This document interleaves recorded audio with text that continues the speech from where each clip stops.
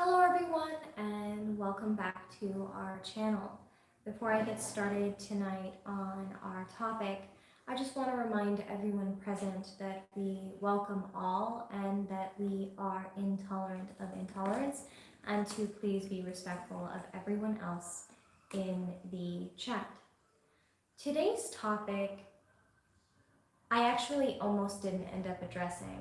I kept being asked the same question over and over and over again by the students that we have online, and I had kind of decided that this was coming too close to a legal gray area for a church and that I wasn't going to answer. But as I've seen that question repeated over and over and over again, on the rest of the internet. Right, not just by our students, but everywhere. Yes, by people on social media, on Facebook, on Tumblr, on Twitter, on Instagram, basically saying, how did we come to this? How can so many people look at what is going on in the United States right now and decide that they're okay with it or that they want more of it? How is it that someone can look at the values espoused by certain political figures and say, why, yes, I would like some more of that, please, 4 more years of it, in fact. And I wanted to wait to answer this until I was calmer about it. But it doesn't look like that's ever actually going to happen. So consider this kind of a rant and an Ask a Witch that both myself and Ian will be contributing to. So the topic of tonight is cruelty and supremacy. Can I interject, by the way, with a statistical fact? Something that has been amazing a lot of people is that this presidential election featured both the highest number of votes ever for a presidential candidate and the second highest number of votes ever for a presidential candidate. Both major party candidates in this election beat all previous records. As sort of some framing for this question. Yes. So, I just want to start out with a concept that I'm seeing actually come onto social media for a lot of people. Maybe it's the first time they've ever encountered it to describe our government. But it's essentially the statement that the United States of America is already a failed state. That it isn't that the system just needs a few tweaks or a new figurehead, but that there is something intrinsically, deeply broken about this system. And then of course you see the debate go back and forth. Oh, well, the system isn't broken. It's operating exactly as intended. Well, here's the thing. It is broken, and it's because it was built on a system that was operating in an inherently unjust fashion. So I'm going to get into that for a second, because both of those perspectives are correct, and it's really more a matter of timeline, where some people are saying the system isn't broken, it's operating exactly as it is intended to. It is no longer actually operating as it was intended to. However, what it was built to do was also unjust. Yeah. So American government, the government of the United States of America, started out as a representative. Wow, that sentence just did not want to come out. I'm going to try again. You want me to do it? American government, as it was first constructed, started out as representative of white men with property. It has never represented all of the people. especially not Black people. Therefore, it was not a legitimate government of the people in it. This is something I feel a lot of people misunderstand about governments, and we're going to get Right. into it a little more. We're gonna have a nice trip through political theory and the theory of what governance is. Additionally, I'm seeing a lot of people going, why do we even have this thing, this electoral college? I don't understand why we even have this. Well, we have it because it was explicitly proposed by James Madison in 1803 CE in order to ensure that non-slaveholding states with higher voting populations could not overpower these slaveholding states with lower voting populations. This led directly to one of the most fucked up pieces of legislation in the United States history, the Three-Fifths Compromise. Note that the solution was not, well, if you want the people living in your state to be counted, then you have to treat them as if they are people. It was, we need to change the rules so that we don't have to treat these human beings as if they are people, but we still get to count them to our benefit when voting. A tradition that continues to this day. Yes. One of the things that people don't seem to realize about states like Louisiana and Georgia is that the reason they count so much for the Electoral College is something called a prison population. When slavery was ended, it was actually made legal to be enslaved if you committed a crime. So we actually have more people enslaved right now in the United States of America than we ever have earlier in human history. There are more people enslaved in the USA than at any other point so far. We call them prisoners. We just call them prisoners. And a lot of labor for organizations and corporations is done by these slaves, and they count for population numbers in districts, right? But they aren't permitted to vote. So if a predominantly white and affluent district wants to inflate its voting power, they build a prison in it. And those people are not allowed to vote, but they still count towards the population numbers. Additionally, in most states, this actually changed for a state this election cycle, yes. Felons can't vote. So not only do they take away the voting power while they're in prison, they take away their voting power when they leave prison. You want to incentivize arresting people? How? Right. Oh, look, if we get a felony charge to stick to this person, they no longer have any say in the political process. You would think that felons and ex-felons would probably have some relevant things to say about criminal justice reform, prison reform, ending private prisons. But it turns out that as far as being able to vote, they are thoroughly disenfranchised in most states. Now, in terms of being able to organize, being able to speak, they can do that. Now, they already have a felony arrest record, so most judges are going to take charges against them without question. So, there's maybe some tweaky incentives on that end too, but Additionally, America was an illegitimate state before we even get into any of this, with the whole slave-holding, genocidal, white affluent landowners saying all men are created equal while not permitting their wives or slaves or anybody else a vote. Because of the fact that it was a colonist government that built a nation off the genocide of the native population.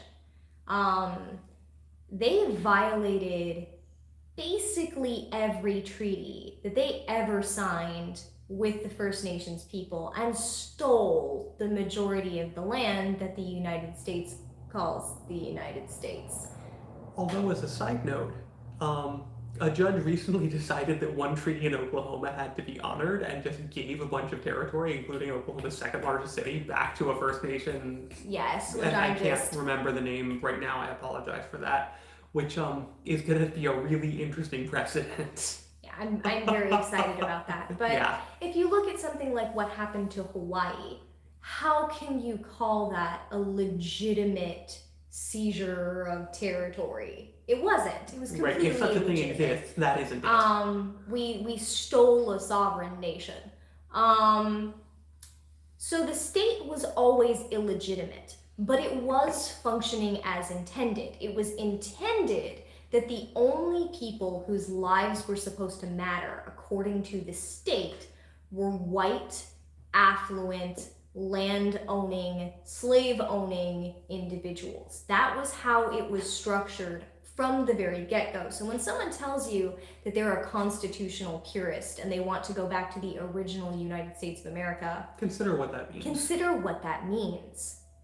Today, that illegitimate state has become a failed state. The debate is whether it ever wasn't one, but it's definitely more overt now. It is Right. definitely more clearly a failed state now. The primary reason for this has to do with why we form societies in the first place. And I can't believe that this is considered controversial here in the United States, but it is.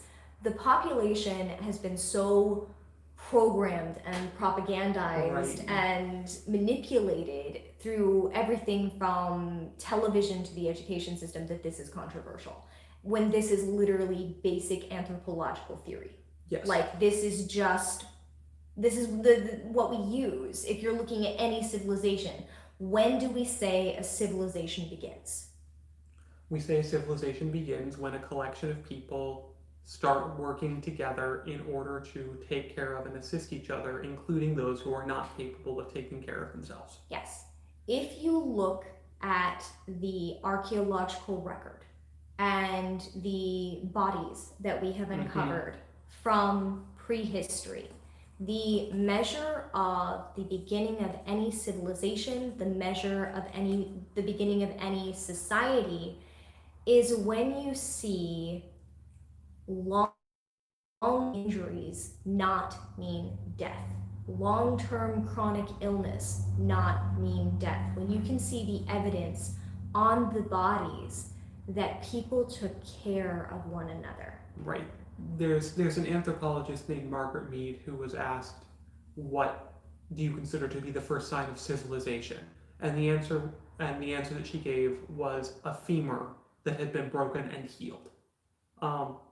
Because if no one is taking care of you when you break your leg, you die. Yes. In the animal kingdom, if you are one of the major animals running around and your leg gets broken, you die. In a civilization, if your leg gets broken, the people around you take care of you until it heals, and then you can continue to live. Yes.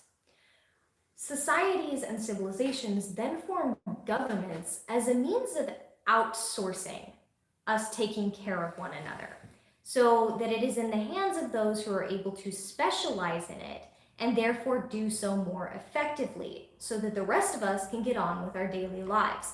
This is why governments first pop up. If you look through human history, essentially people go, hey, we have all of our everyday lives to get on with. Wouldn't it be great if we sort of outsourced the ability, and we had certain people whose job it was to make sure everybody got fed, we had weapons to defend ourselves, there was enough medicine stored for everyone. So I have this extra grain and I'll give it to these people and they'll give it to people who need it. And I have this extra medicine and I'll give it to these people and they'll give it to people who need it. And their role in society will be making sure that everyone in society has everything they need. Exactly. Civilizations form so that we can take care of one another. Governments form so that we can effectively do that better with certain people who are dedicated to making sure that it gets done. Yeah. Right. So we've talked before about how if you're looking at history, Not everybody has to be a warrior. Not everybody can be a warrior. In fact, right, the math falls apart. Right, that for every warrior you need all these people who are growing food and making cloth and making armor, and making sure that society doesn't fall apart while the warrior trains to defend that society. We outsource the governing in the same way that we outsource the protecting. Violence, yeah. And the rest of us get on with our lives of being in a society. A government that is unable to perform the tasks that are outsourced to it is a failed government. It is a failed state. If the people are saying, hey, we are not being taken care of by our government, that government has failed, because that is its only job. You sometimes see this being referenced as the government having violated the social contract. Exactly. It's the same thing. The social contract is a fancy way of saying we are giving you power over us collectively so that you can make sure that everyone in this collective is taken care of. That's the contract. And it can be either express or implied. In America, it's a weird-ass hybrid of both, which has caused problems. In a failed state, the governing and political body has disintegrated to a point where basic conditions and responsibilities of said sovereign government no longer function properly. Likewise, when a nation weakens and its standard of living declines, it introduces the possibility of total government collapse. Common characteristics of a failing or failed state include a central government that is so weak or so ineffective that it has no ability to raise taxes or other support, and has little practical control over much of its territory, and hence there is a non-provision of public services. When this happens, widespread corruption and criminality, the intervention of state and non-state actors, the appearance of refugees and the involuntary movement of populations, sharp economic decline, and foreign military intervention can occur. While our government could, in theory, raise taxes, in practice, any discussion of raising taxes quickly turns into political suicide. And despite widespread outrage at the lack of taxes on oligarchs and large corporations, the political will to correct this problem never seems to materialize. This is actually one of the fundamental signs that we are in a failed state. The government cannot tax Amazon. The government cannot tax Netflix. If you paid every month, if you paid a monthly Netflix subscription for a year, then you paid Netflix more than it paid in taxes to the United States government. One single subscriber paying monthly for a year would pay their tax bill. Now, the fact of the matter is, these are sort of two stories from the most recent election cycle that illustrate this problem very clearly. The first one is that if you look at the polling, the vast majority of Americans believe that Amazon should be taxed, Netflix should be taxed, Apple should be taxed, etc.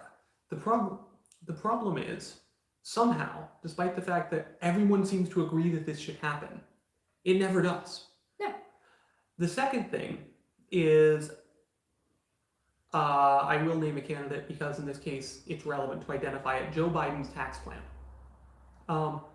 When the fact that taxes were going to increase on some people under this plan became public knowledge, there was an outcry.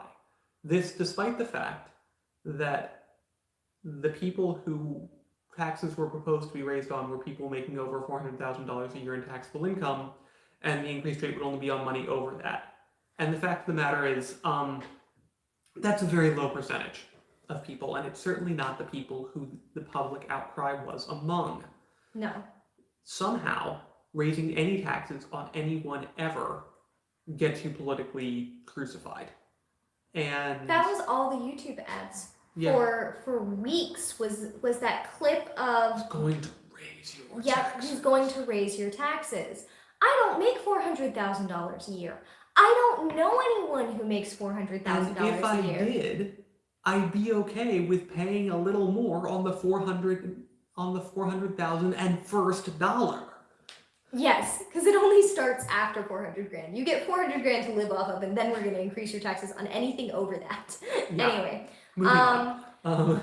The infrastructure within the United States is currently crumbling. This is a well-documented problem. Right, I don't The feel- I roads don't are feel not the being need repaired, to the bridges prove are that not one. being repaired.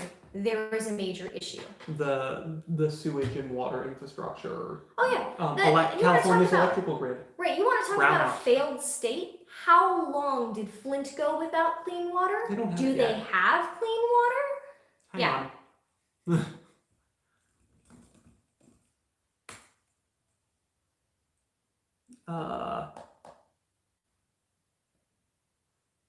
The short answer, I can't immediately find the how many days it's been, but no one they has still ever don't- actually fixed this problem. They still don't have clean water.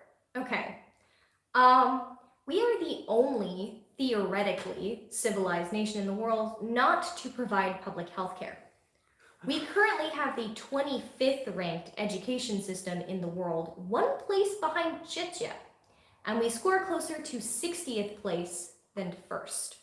We are unable to provide things such as housing, or a living, much less thriving wage. Our police force is increasingly militarized, which is a common outcome in failing states. Essentially, as the government starts to not provide, anything, and People get upset. unrest starts spreading, and they start saying, like, why do we even have you as our government if you're not going to provide for us? The government cracks down with increasing militarized force. Let's see. One of the characterizations given to a failed state is that you start seeing foreign interference in elections. Somewhat amusingly, everyone has now agreed that Russia interfered in the 2016 American presidential election. And that they favored a particular candidate. Now, people argue over whether that was the causal factor behind the victory of the candidate that they favored. And people argue as to whether or not that candidate bears any responsibility. If he knew, if he accepted the aid. But the fact that it occurred is no longer contested. Yes. Let's see. Inability to maintain colonies is one of the... which is a little imperialist. Yeah. But let's talk about Puerto Rico. Rico. We absolutely failed one of our colonies. We failed and continue to fail that colony. Yes, that colony. Let's see. One of the characteristics. There we go. Characteristics of a failed state is losing the connections to other governments, the treaties, the agreements, the ways that as state powers we interact with one another. I'm going to point you at the Iran nuclear deal. I'm going to point you at the Paris Climate Agreement. I'm going to point you at the Trans-Pacific Partnership. I'm going to point you at... trade wars with China. Yeah. The fact of the matter is America is not currently operating like a successful, civilized, wealthy nation on the world stage. No. Let's see, sharp economic decline is one of the characteristics. Yeah, the fact of the matter is jobs numbers and economic forecasts came out over the past week, and they looked really good in comparison to what it was a month before that, but really bad in comparison to what it was in February.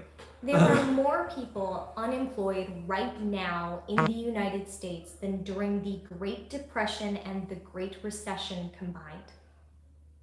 There are more people unemployed. Let's see.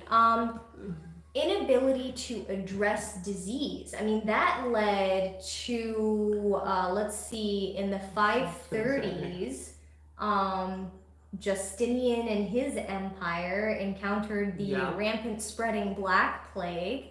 Florence. Florence. We are seeing the exact same thing happen here with an uncontrolled pandemic. Okay, to be clear, we live in an oligarchy. If you as a political scientist were to look at the United States, you would say, yeah, that's an oligarchy. That's not a representative democracy, that's an oligarchy. Or you might say, no, that's not an oligarchy anymore, that's a kleptocracy now. Right, now it's a kleptocracy. Now it's everybody is taking everything they can. They are literally raiding the coffers. You want to see an example of the raiding of the coffers? Those concentration camps at the border are owned by private corporations. Those private corporations are getting paid from your tax dollars. Yeah, are getting paid from your tax dollars to the tune of, what was it, $7,000 a night per person. Something like that. It was an outrageous number. Yeah, don't quote me on the number, but it's an outrageous number. For that amount of money, we could have brought their families in, helped them become citizens, set them up with a house and job training, and, you know, not kept babies in cages and separated families. Had concentration camps, and yes, I am fully aware of whose administration they started under. Yeah, this is not a political party thing. It was evil when it started. It's evil now. It has to stop. Right. But kleptocracy is when the oligarchs are no longer content just to rule because they're wealthy. No, now they're going to raid the state coffers. This is every bloated military contract. This is every bloated... planes that don't fly. Right. Planes that don't fly. This is every bloated private prison contract. This is when the oligarchs set up their buddies to get paid by the government to the tunes of millions and billions of dollars. We also live in a kakistocracy. You wonder how you can get somebody on stage just spewing like idiocy, just bleh. What's coming out of their mouth is so rampantly idiotic that you're like, I'm sorry, what? I'm sorry, what? Whenever you get an oligarchy and a kleptocracy, it shortly thereafter becomes a kakistocracy, which is when you are ruled by whatever idiot they can prop up to take all the blame while they shovel gold into their pockets behind the scenes. It's always someone loud, someone obvious, someone they can prop up as a stochastic terrorist. Right. Essentially, here's the thing. If everyone's really busy talking about how awful the loud puppet ruler is, then no one's paying attention to everything that's actually happening. If you get enough truly awful things going on that are flagrantly horrible, then the really problematic but not like actual human rights violations, things that are happening, just slide under the radar. Right, we're not talking about the Panama Papers anymore, are we? We're not talking about how much money has been taken from the United States government, moved into private hands, and shuffled out of the country into private bank accounts, are we? No. Somehow that conversation got lost, and I believe that the journalist who came out with everything died. He's dead. Yeah, died. So, coincidentally. Of course. So why? Why are we living in a failed state? Why isn't anything being done about it? This is where it's going to get controversial, and I anticipate... Some people may be upset. I anticipate losing some subscribers. I'm okay with it. And here's the thing. You're welcome to dispute me on the facts of this, but I would like to see your statistics. We live in a failed state because white people want it that way. The majority of white Americans have voted for the party most in opposition to social progress, an expanded social safety net, higher taxes on the wealthy, and human equality for all for over half a century. Keep in mind that white people in the United States are 80% of the population. If they wanted this to go differently, it would have by now. Right, and I'm going to point something out here. We are now talking about statistical realities, not personal realities. You may be a white person who doesn't support any of this.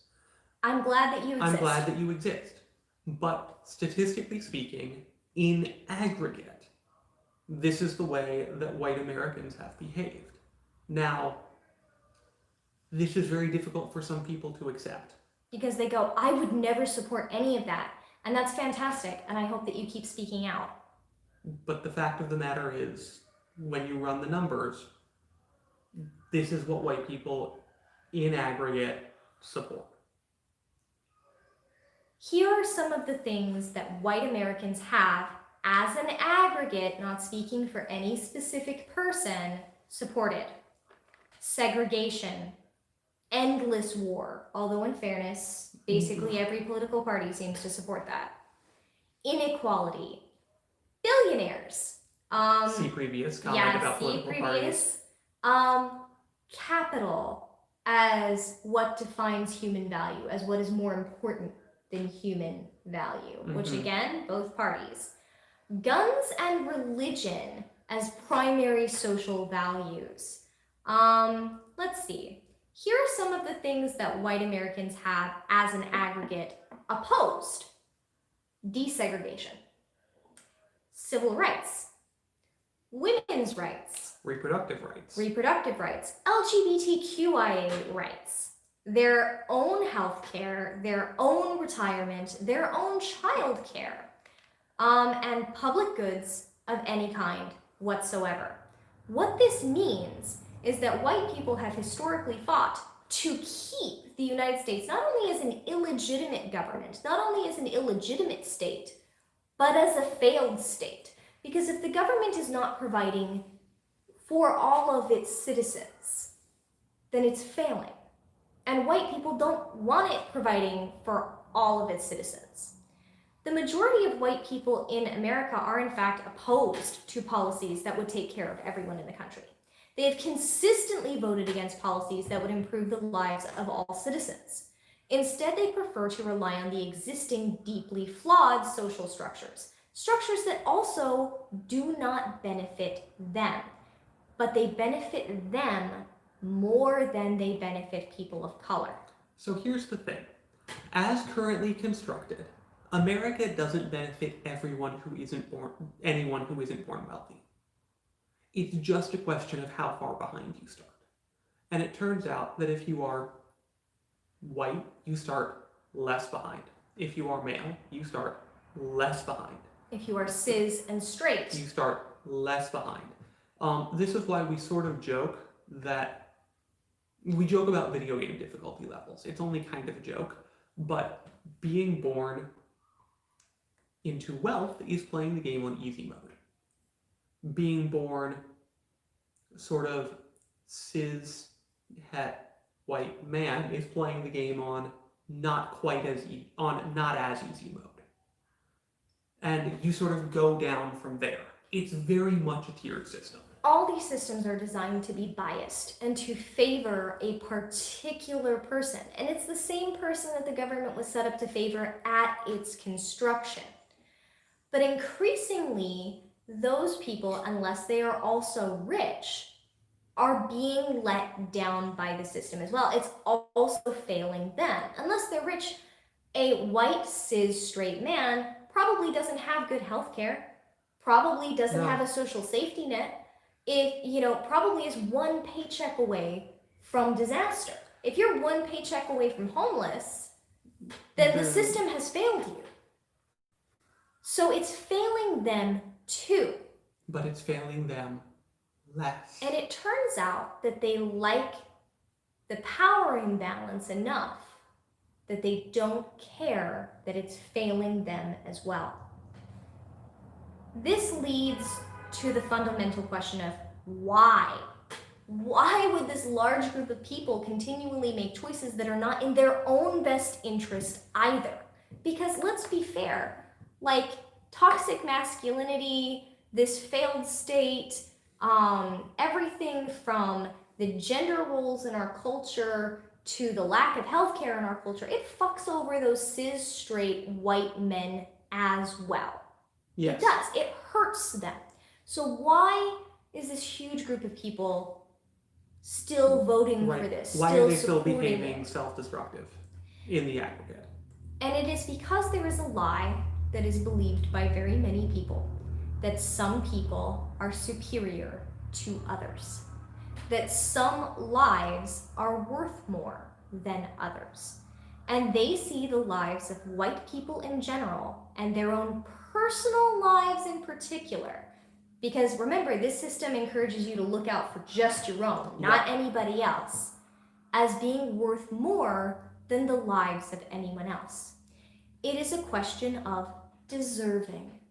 Black, brown, poor, queer, differently abled, etc. people do not deserve the things that straight cis white men deserve, and that their straight white wives will be granted by virtue of those straight cis white men earning them as a possession. Therefore, these people cannot vote for a government that will ensure that resources are distributed and needs are met amongst all of its citizens, because somehow those undesirable elements will have snuck their way into citizenship and they will benefit in a way that they don't deserve to. The narrative becomes really obvious with the myths around welfare fraud, handouts, and similar. Yeah, I'd like to interject here Yes, for a please. second that anytime there's a conversation about we should expand food stamps, let's talk about food stamps. Let's talk about food stamps and Medicaid. Anytime we say we should expand food stamps, we should expand Medicare, we should make sure everyone is covered, the primary argument against it is, but then someone who doesn't deserve it might get it too. This is what always comes up. They say, but someone will cheat, but someone who hasn't earned this will end up benefiting from it. To which the counter argument for me is always, I don't fucking care. I don't want anyone to starve. I don't want, like, oh no, they weren't starving quite enough to have earned it with their suffering. They'll be doing better too. How awful. But this is always the conversation. It comes back to they don't deserve it. They're getting a handout and then they'll be lazy and they won't work. It becomes a moral judgment of character. So they start they start being really obvious that they prefer maintaining the relative deprivation and suffering of all of our people rather than increasing a standard living for everyone. They would rather everyone in the United States be at the risk of falling victim to this failed state than that anyone get something they feel they shouldn't have. yeah, Nathan, he's like, this is not what I'm saying now is not the quiet part. No, they say this out loud. They absolutely say people aren't deserving it out loud. Mm-hmm. It isn't, and it never has been, about making America great. It has always been about going back to only them sitting at the counter in a diner. About only them being allowed to get married. About only them feeling safe walking down a street or having a family barbecue in the park. This has become increasingly obvious now that everyone walks around with a camera in their pocket. For a while, I noticed that sort of the white, moderate liberal was like, I think this is all ignorance. I think this is all, that they just haven't learned to open their minds and open their hearts. This is people being victims of a misinformation campaign. There's no malice here. Wow, having everyone carry around a phone camera in their pocket kind of killed that narrative, didn't it? Now, if we had listened to people of color, if we had listened to queer people, if we had listened to First Nations people when they said, actually, no, this is just straight up malice. They don't want us here. They do not like us. They want us to be oppressed. They want us to be marginalized. They want to hurt us and get away with it. They want to be bullies. It's about cruelty and supremacy. Well, then we might have learned this a little sooner. But instead, it took everybody walking around with a camera to show people screaming, red-faced, spittle flying because a black family sets up a picnic in a park. Yeah. They don't want to share.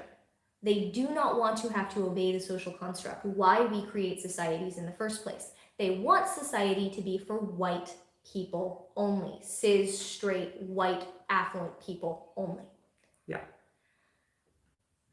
They relish in cruelty and bullying because they are cruel bullies who are so glad to have their actions supported and emboldened that they will ignore the harmful repercussions that their actions have for them.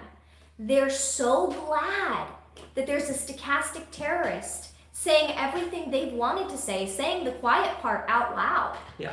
And that means they can be loud, they can be bold about this, that they don't care about any of the ways it screws them over too. Yeah. Because what they care about is being one step higher on an imaginary pyramid. Yeah, the thing is, well, no. This blatant cruelty is not new. But as strides have been made legislatively and judicially, it can no longer manifest in turning people away from a restaurant without possible legal repercussions. So it has sought an outlet in new directions. The response to the Black Lives Matter protests of 2020 is one really blatant example. The extreme polarization with regard to all opposing political views is another. I want to talk about some of the things that were in the news just this last week. We're in North Carolina. North Carolina just elected the youngest congressperson in American history. He's also a neo-Nazi. Yeah, a neo-Nazi with some really awful accusations against him about sexual behavior as well. And the first thing he did upon being the youngest future congressman in the United States was not to issue a victory speech per se. It was certainly not to congratulate anyone else. It was to send out a tweet. That tweet was, "Cry more, lib." Let's talk about these statements we've been hearing in the news lately. "Let's make liberals cry again" was the rallying cry at an election eve rally in Wisconsin. People cheered. People cheered about this. Within, the same 24 hours, another person stood behind a podium and bragged about how when he was elected, liberal women cried. There were videos circulating of liberal women crying. It has to do with some posts he made about the Holocaust and being an eagle's nest. Yeah. Make liberals cry again was on t-shirts, mugs, baby onesies. It was on baby onesies. People dressed their babies in things that said "make liberals cry again." The point isn't just victory anymore. It isn't just having only their lives matter. Because for a while there, we were actually making leaps and bounds in terms of legislative and judicial victories for equal rights for all. Now it's not enough for the system only to benefit the few. No, they want to hurt and punish those who decided that the system should benefit them too. Yeah. It isn't enough anymore that their lives matter more. The very fact that we made any ground, that we gained any ground on having the equal fundamental human rights of all people be recognized by the government, has made them angry. And now the point isn't just to have political victory or to get it back to their lives being the only lives that matter, where they're doing the whole "we will not be replaced" thing. No. The point is to make people cry. The point is to be bigger, meaner, stronger, more alpha, more toxically masculine than your opponent, here being defined as anyone with a different ideology. The point is to humiliate those that disagree with them. Because, make no mistake, someone crying in public would be humiliating to the people who have this ideology. Absolutely. The point is no longer to determine what political positions would be best for governance. The point is to ensure that people who disagree are made to suffer, to be humiliated, to feel pain. The cruelty in the victory is the point. What those with this ideology stand to gain is a sense of victory, strength, and superiority. The permission to be cruel to those who are different, along with like thinking people who will just cheer them on. And the fact of the matter is, echo chambers are awful for this. Part of the point, because every bully needs an audience. The kid on the playground kicking the person who's down wants their buddies there going, yeah, get him! Get him! Get him! The people screaming at black people to get out of the restaurant want to be able to show their buddies, can you believe them? And be told, yeah, you were right. This position is entirely illogical. It is, in fact, internally contradictory. If, as posited, certain groups of people are inherently superior to others, by their nature, they are superior, then there would be no harm in taking steps that benefit all people. After all, the people who are naturally superior would still be superior, and their superiority would still win out. They would still be in dominant superior positions, but the baseline would have been elevated.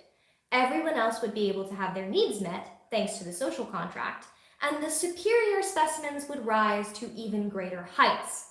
If they really believed in their own superiority, they would be cheering for raising the baseline, because it would bring the tops of their pyramids to new and loftier heights. The only reason to support systems that fail everyone, but fail certain people more, is to perpetuate the systems that ensure the illusion of superiority is maintained. Because as it turns out, no group of people is intrinsically superior to others, and in order to be able to maintain a false superiority, it is necessary to continuously and systematically oppress, disenfranchise, and punish those groups who are deemed inferior in order to ensure that they are at a sufficient disadvantage that their living conditions will continue to be inferior. Let me break this down as simply as possible. Right. If nature Right. does not require bullets to enforce it. The fact of the matter is, okay, putting on my mathematician hat for a second here. If a pattern exists, then you can throw it into random data and the pattern will emerge. So, if a pattern exists, you can create the experiment over and over and over again, and it will do the same thing every time. the fact of the matter is, the pattern doesn't exist because the conditions that are required to create the pattern are that the pattern already be there. You have to be rigging the game from the start, and then the results will justify the rigged beginning. Look at lead levels in black districts compared to white districts. Look at the lead levels in water in black districts compared to white districts. For that matter, look at the way that that public schools are funded by property taxes. Look at redlining. You don't need to enforce nature. It's self-enforcing. Truths, whether mathematical or philosophical, thank you, don't have to be enforced with jack-booted armored thugs. You don't have to enforce them. If white people were naturally superior, then they never would have had to do any of what they've done to keep everybody else down. They would be superior all the time, and it reminds me a bit of the Eddie Izzard sketch. Because when you have to preach your superiority at gunpoint, you may have lost any grounds for the validity of the response.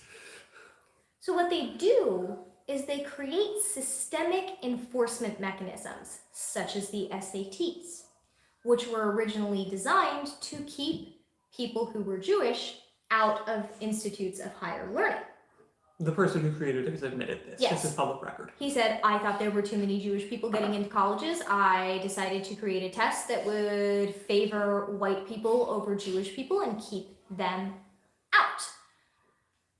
It turned out that what it Except- actually measures is affluence, but we'll ignore that. Right, so what they do is they create these enforcement mechanisms, lead in pipes and underfunded school districts and targeted police violence and the school to prison pipeline and unfair testing. And then they ignore that they exist. They're like, we didn't create any of that enforcement. See, we are naturally superior. You can find us in the higher paying jobs. You can find us in the nicer housing districts. And you can find us in, positions of power in the government, and therefore we are naturally superior. Except that it turns out that, we had real estate agents that wouldn't even show the properties to Black people. So that's why our housing district is entirely white. Yeah, you then get a feedback loop, because you get not only these enforcement mechanisms, but you get these cultural narratives. Concepts of self-sufficiency and rugged individualism and pulling yourself up by your bootstraps and the great American dream and how if you work hard enough, anyone can make it here. And then you say, these are the cultural narratives. These are the outcomes observed. Therefore, the people with better outcomes worked harder, wanted it more, Except were superior. They're ignoring the variable in the experiment that changes the pattern to their benefit. Exactly. And so you create these systemic enforcement mechanisms, these cultural narratives, pretend that these don't exist when discussing these narratives, and use it to justify a deeply flawed ideology. And then you say, well, all these people who didn't make it, they actually are inferior in character and ability and genetics. White people actually know that this is bullshit. They do. On some level, they know that they are not actually superior, but are instead privileged and advantaged. English. Advantaged. Mm-hmm. By systems built up over generations to ensure that they receive the best of all possible available opportunities. And in the aggregate, they continue to choose the systems that will ensure the disparity in opportunities, thereby ensuring a disparity in outcome, in order to continue to assert their false superiority, rather than choosing systems that would ensure more and better opportunities with more insulation against difficult life circumstances that would deliver them in an equitable manner and prevent them from being able to maintain their position on the top of their constructed illusionary pyramid. Here's the thing. Anytime you start acting as though any life can matter at birth more than any other life, well then at any moment, you're at risk of the standard changing, of the goalpost changing, of the rules changing, and all of a sudden you're at the bottom of the pyramid. Right. If your axiom is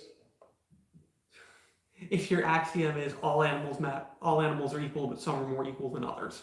Yes. Then eventually someone could come along and using those aforementioned guns and jackbooted thugs, they could say, actually, it turns out you were wrong. And of course your life is equal, but ours are more equal. Right. Sorry, you're at the bottom of the pyramid now, and we're at the top. And this is one of the things they keep insisting we're going to do. White people keep insisting that Black people will reverse the pyramid and stand on top of people. Straight people keep insisting that queer people aren't content just to get married. Now they want straight people not to be allowed to get married. Which I don't think anyone has actually proposed. Women aren't okay with, just being treated equally. No. Now they want to put men in cages. They want to deny men the recognition of basic human rights. This is what they insist everybody actually wants. When no one's actually asking for that. Because it's what they're afraid of. They're afraid that because they said the rule was some lives matter more than others. If theirs don't matter the most, then theirs could matter the least. Exactly. They can't accept that anyone else's lives can matter as much as theirs, because then somebody could just switch the pyramid around and they could be on the bottom. But the very fact that this is what they're so afraid of, and what they will tell you repeatedly they're afraid of, like they say this out loud, reveals that they know they're not superior. Right. They know it's bullshit. Because if they actually believed it, then they wouldn't be worried about it because it wouldn't be possible. Right. If they were really and truly inherently and intrinsically superior, it wouldn't actually be possible for them to be put on the bottom of the pyramid. They would just rise back up to the top. Right, because the cream rises. But they know it isn't true. They know they backed it up with guns. They know they backed it up with unequal laws. They know that they tweaked the social contract. They messed up. And they can't actually conceptualize someone else not doing the same thing. Right. Why wouldn't you? Someone in chat had a fantastic comment. Marginalized people succeeding despite the odds is used as an example of why they don't need help. Marginalized people failing in programs that are built to knock them down is used as evidence that they don't deserve help. Yes. It's a lose-lose proposition. It is a lose-lose proposition. Thank you for pointing that out. That is a fantastic contribution to the discussion. My teachers called the pyramid that we've been discussing through this entire Ask a Witch rant thing the Great Lie. The Great Lie is that at birth, at the moment of coming into the world, some lives matter more than others. They said, this is a lie. Inherently, intrinsically, it cannot be true. But we enforce this lie. We teach each other this lie. We manipulate the entire world to uphold this lie. All while knowing on some level inside that it isn't true. We have like 3 minutes left. Okay, go on. Find Tina. Child. The longer you make us pause, the longer you will have to wait for us to finish. That's basically everything I wanted to discuss. But I'm willing to take questions. If anyone has any. If anyone has any. This was a bit of a rant, so I'm not sure there's anything. Discord? Yeah. What? Discord? No, we're teaching on This is YouTube live. right now. Challenge. Tina is literally in the kitchen. No. No challenge today, not on this topic. Tina is literally in the kitchen. You can go and ask her for food.